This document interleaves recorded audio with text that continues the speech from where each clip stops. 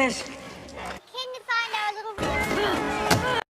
Welcome dear rockets. आज हम आपके लिए लेकर आए हैं द विकर मैन। दोस्तों, अगर अभी तक आपने चैनल को सब्सक्राइब नहीं किया है तो अभी सब्सक्राइब कीजिए और बेल आइकन को जरूर क्लिक कीजिए। अपने यूट्यूब का नोटिफिकेशन ऑन रखिए। इंस्टाग्राम और फेसबुक पे आप हमें फॉलो कर सकते हैं। आप चलते हैं मूवी के अंदर। मूवी की शुरुआत में हमें एडवर्ड नाम के पुलिस ऑफिसर को दिखाते हैं जो अपनी बाइक पर हाईवे पर पेट्रोलिंग कर रहा है। उसके आगे एक कार जा रही होती है जिसके अंदर से गुड़िया गिर जाती है। एडवर्ड जो बड़ा ही नेक ऑफिसर है वो गुड़िया को उठाकर कार में बैठी छोटी लड़की को लौटाता है, पर वो फिर से उसको बाहर फेंक देती है। एडवर्ड हैरान होकर गुड़िया उठाने जाता है कि तभी एक ट्रक अचानक आकर उस कार पर क्रैश करता है और कार जलने लग जाती है। तभी एडवर्ड पैसेंजर्स को बचाने जाता है, लेकिन एक्सप्लोजन की वजह से दूर जाकर गिरता है। कुछ दिन के बाद भी एडवर्ड को उस एक्सीडेंट के बारे में बहुत सपने आते रहते हैं और हेलुसिनेशन की वजह से उसकी दिमाग की हालत ठीक नहीं होती। इस वजह से वो कुछ मेडिसिन भी ले रहा होता है। अब एक दिन उसको अपनी एक्स फियांसी जिसका नाम विलो है उसका लेटर मिलता है जिसमें उसने लिखा होता है कि उसकी बेटी रोवेन लापता है और उसका पता लगाने में उसे एडवर्ड की मदद चाहिए। एडवर्ड सोच में पड़ जाता है कि विलो ने कई बार उसका दिल दुखाया है और एक दिन उसको धोखा देकर वो चली गई। नहीं, पर यह बदला लेने का वक्त नहीं है क्योंकि एक छोटी बच्ची की जान का सवाल है। अगले दिन एडवर्ड एक सी प्लेन पर वॉशिंगटन कोस्ट के पास एक आइलैंड पर पहुंचता है जहां विलो रहती है। एडवर्ड देखता है कि यहाँ के लोग एक अजीब धार्मिक ग्रुप के मेंबर्स हैं जिनके लीडर सिस्टर समरसिल है।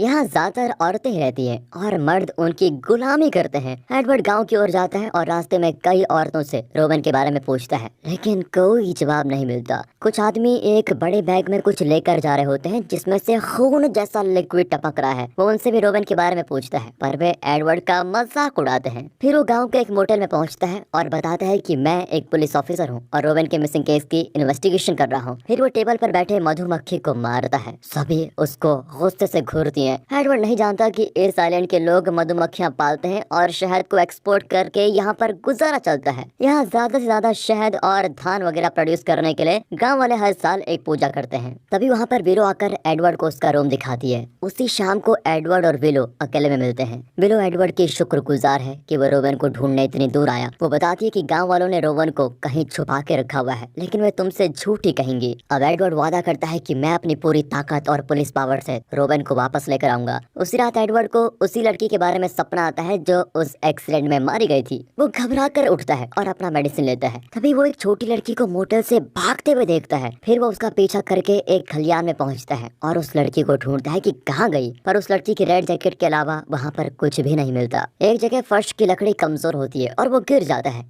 किसी तरह बचकर वो अगले दिन गांव के स्कूल में जाकर स्टूडेंट से रोवेन के बारे में पूछता है। हालांकि वहाँ सिस्टर रोज नाम की टीचर पढ़ा रही होती है। स्टूडेंट्स एकदम चुप्पी साधे हुए बैठी रहती हैं। एडवर्ड जान चुका है कि वे कुछ छुपा रही है, इसलिए वो रोज की परमिशन के बगैर क्लास का रजिस्टर चेक करता है। उसमें रोवेन का नाम काट दिया गया है। रोज एडवर्ड को बाहर ले जाकर बताती है कि रोवेन मर चुकी है, लेकिन वो मरी कैसे? इस पर रोज जवाब देती है कि रोवेन जलकर मर जाएगी। मर जाएगी? इसका क्या मतलब? क्या वो अभी जिंदा है? अब रोज जरा डगमगाकर कहती है कि नहीं, वो जलकर मर चुकी है। इतना ही नहीं, चर्च के पीछे सिमेट्री में उसको दफना दिया गया है। अगले सीन में विलो एडवर्ड को बताती है कि रोवेन जिंदा है, लेकिन सिस्टर समरसिल और उसके ग्रुप के लोगों ने उसको कहीं छुपा के रखा हुआ है। न जाने वे उसके साथ क्या करने वाले हैं। वो एक और शॉकिंग बात रिवील करती है कि रोवेन एडवर्ड की बेटी है।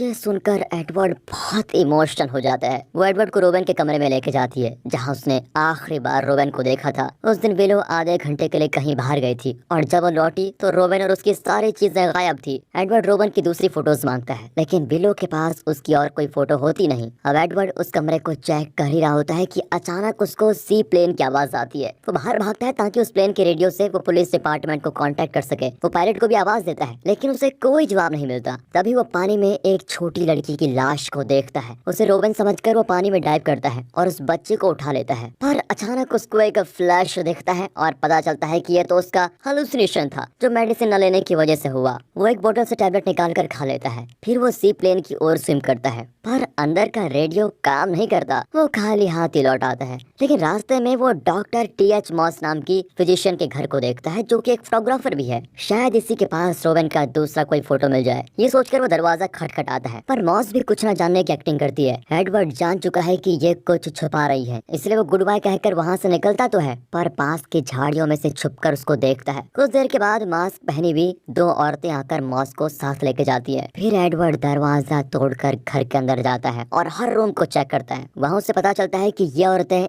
इंसानों की बलि चढ़ाने की प्रथा में विश्वास रखती है। कई ग्लास बोटल्स में ह्यूमन एम्ब्रॉयज भी रखे होते हैं। एडवर्ड तो ये देखकर चौंक जाता है और विलो से इस बारे में पूछने जाता है, पर उसे भी कर्म कांड के बारे में ज्यादा नॉलेज नहीं होती। अब एडवर्ड आइलैंड की सबसे बुजुर्ग औरत सिस्टर समरसेल से मिलने जाता है। उसे लगता है कि सिस्टर को सब कुछ पता होगा। रास्ते में कुछ आदमी लड़कियों को गाड़ी में लोड कर रहे होते हैं। एडवर्ड उनकी मदद करता है और इसी बहाने उनसे बात करने की कोशिश करता है, लेकिन वे एक शब्द भी नहीं कहते। ऐसा लगता है कि उन्हें बोलने से मना किया गया है। इतना ही नहीं, मास्क पहनी हुई दो औरतें ऊपर खड़ी नजर रखी हुई हैं। लेकिन एडवर्ड हार नहीं मानता और अपनी तलाशी जारी रखता है। वो अपने ख्यालों में इतना खो जाता है कि गलती से मधुमक्खी के छत्ते से टकरा जाता है और परेशान मधुमक्खियां उसको घेर लेती हैं। वो उनसे बचने की बहुत कोशिश करता है, पर गलती से एक जगह फिसलकर गिर पड़ता है। कुछ देर के बाद वो आंखें खोलता है तो खुद को सिस्टर समरसेल के घर पर पाता है। सिस्टर समरसेल उसे अपने गार्डन में लेके जाती है तो एडवर्ड पूछता है कि इस गांव में आखिर चल क्या रहा है। वो एक्सप्लेन करती है कि हमारे अलग धार्मिक विश्वासों की वजह से मेरे पूर्वजों को इंग्लैंड में बहुत टॉर्चर सहना पड़ा। उस समय वे बचकर यहाँ आ गए और उनके वारिस इसी आइलैंड में बस गए। यहाँ की जनसंख्या बहुत ही कम है और ज्यादातर औरतें ही हैं और इस आइलैंड की अर्थव्यवस्था पूरी तरह से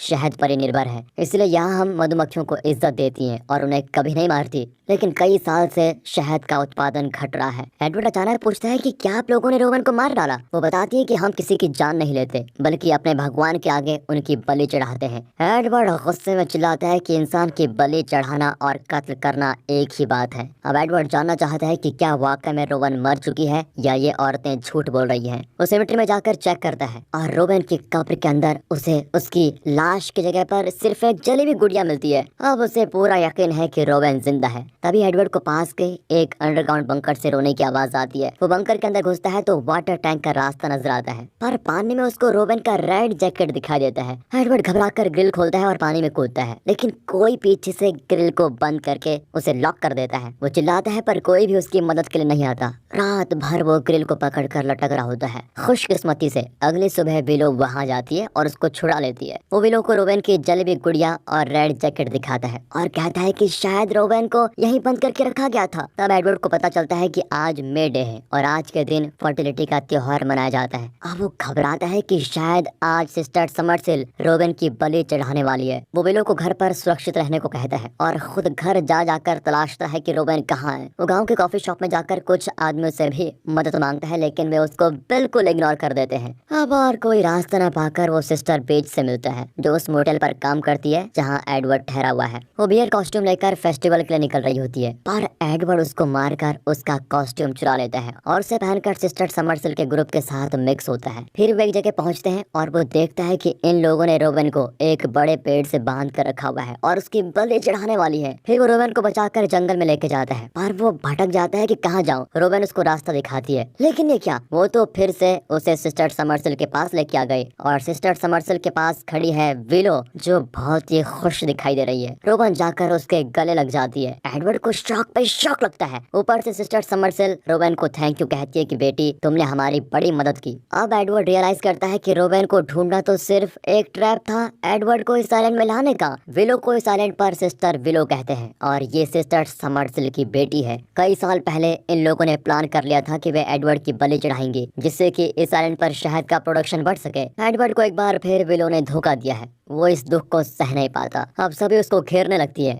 वो अपने गन दिखाकर उन्हें वार्न करता है, लेकिन विलो बताती है कि मैंने तो सारे बुलेट्स निकाल लिए हैं। अब सभी मिलकर एडवर्ड को बहुत मारती हैं और बेचारे की टांगे तोड़ देती हैं ताकि वो बचकर भाग न पाए। वे उस पर जिंदा मधुमक्खियां छोड़ देती हैं, जिससे उसकी आधी जान तो निकल जाती है। कुछ ही देर में वे उसको उठाकर लकड़ियों से बने एक बड़े पुतले के अंदर लॉक कर देती है। विलो के कहने पर रोवन उस पुतले पर आग लगा देती है और इस तरह एडवर्ड की बलि चढ़ा दी जाती है। वो डर के मारे चिल्लाता है और वहीं जलकर राख हो जाता है। 6 महीने के बाद दिखाते हैं कि सिस्टर विलो सिस्टर हनी के साथ वॉशिंगटन के एक बार में बैठी हुई है। दोनों मिलकर 2 यंग पुलिस ऑफिसर्स को बहला फुसलाकर अपने घर इनवाइट करती हैं। लगता है ये दोनों ऑफिसर्स अगली बलि के बकरे हैं, जिन्हें ये दोनों आइलैंड लेके जाएंगी और अपने भगवान को अर्पित कर देंगी, वैसे ही जैसा इन्होंने एडवर्ड के साथ किया था। और इसी के साथ होती है ये मूवी यहाँ पर खत्म। तो दोस्तों, कैसी लगी आपको ये मूवी? कभी कभी ऐसी मूवी भी देखनी चाहिए। वीडियो अच्छी लगी हो, स्टोरी अच्छी लगी हो, एक्सप्लेनेशन अच्छा लगा हो तो लाइक कीजिए और चैनल को सब्सक्राइब। मिलते हैं अगली वीडियो में, तब तक के लिए गुड बाय, अपना ख्याल रखें एंड फाइनली